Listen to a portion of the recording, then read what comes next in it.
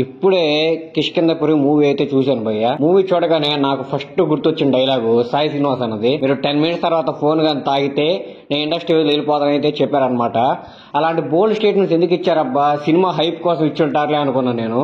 కానీ మూవీ చూసాక భయ్య, ఈ రివ్యూలు అవి ఇవి అన్ని చూడటం మానేయండి. మీరు ఫస్ట్ వెళ్ళి అర్జెంట్ గా డిస్ట్రిక్ట్ యాప్ లేకపోతే బుక్ మై షో లేకపోతే పేటీఎం అంటే పేటీఎం ఏ ఉంటాయి ఆ బుకింగ్ యాప్స్ ఓపెన్ చేసి ఫస్ట్ టికెట్ అయితే బుక్ చేసేయండి. బుక్ చేసిన తర్వాత ఏ రివ్యూలు అయినా చూడండి. ఎందుకంటే చాలా రోజుల తర్వాత ఒక మంచి హర్రర్ మూవీ చూశాను భయ్య.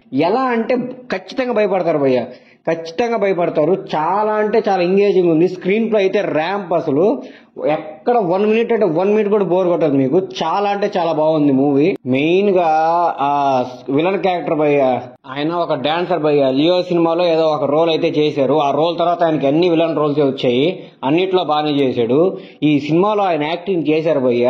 మీరు ఆయన యాక్టింగ్ చూశాక బయటకు వచ్చిన తర్వాత మీకు సాయి శ్రీనివాస్ గారు గుర్తుండరు, అనుపమ గారు గుర్తుండరు, హైపర్ అది కామెడీ గుర్తుండదు, ఏమి గుర్తుండదు.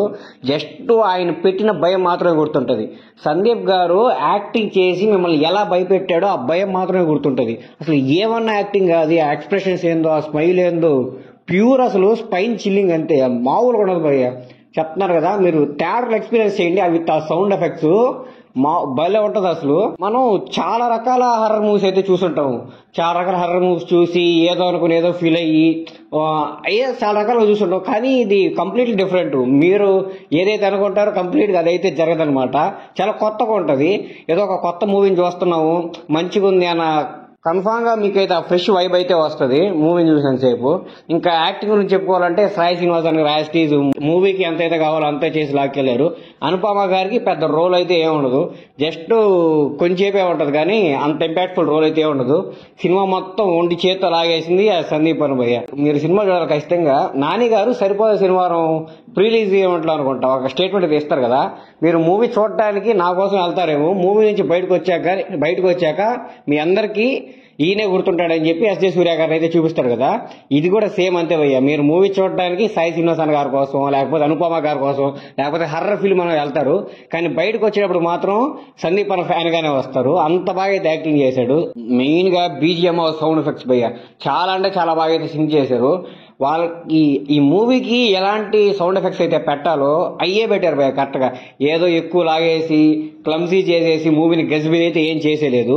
ఈ మూవీకి ఈ సీన్ లో ఏ బీజిఎం పెట్టాలి అంతవరకే పెట్టారు. ఓ 4-5 బీజిఎంలు కలేసేసి ఏదో సీన్ లేపేయాలి ఆత్రంగా ఏదంటే హడావిడి చేయలేదు. నాకు ఈ మూవీ చూసాక అనిపించింది, సాయి శ్రీనివాస్ గారు ఎందుకు అంత కాన్ఫిడెంట్ గా స్టేట్మెంట్ ఇచ్చాడా, అంత కాన్ఫిడెంట్ గా ఎందుకుందా టీం మొత్తం అని చెప్పి. మీరు నాకడ 2 సినిమాలు మిరాయి ఇది 2 రిలీజ్ అయింది కదా భయ్య. 2 రిలీజ్ అయితే నాకు 2 సినిమాకి వెళ్ళే అంత బడ్జెట్ లేదు. ఏదో ఒక సినిమా కానీ నేను చూడాలనుకుంటున్నాను, మంచి సినిమా ఏదో ఒకటి చెప్పంటే మాత్రం మీరు ఖచ్చితంగా కళ్ళు మూసుకొని కిష్కింధపురి అయితే బుక్ చేసేసుకోండి. ఎందుకంటే మిరాయి ఆల్రెడీ మీరు హనుమాన్ చూసినట్టే ఉంటది కాబట్టి లైట్. కాబట్టి మీరు అర్జెంట్ గా కిష్కింధపురికి అయితే బుక్ చేసుకుని, మీకు హర్రర్ మూవీస్ అంటే చాలా ఇష్టం అంటే ఖచ్చితంగా థియేటర్కి వెళ్ళి అయితే ఎక్స్పీరియన్స్ చేయండి. ఖచ్చితంగా ఒక మంచి మూవీ చూసే అనే ఫీలింగ్ తోనే థియేటర్ నుంచి అయితే బయటకు వస్తారు. కాబట్టి అర్జెంట్ గా టికెట్లు బుక్ చేసుకున్నారు కదా, షో టైం ఎప్పుడో చూసుకొని అర్జెంట్ గా థియేటర్కి అయితే వెళ్ళిపోండి.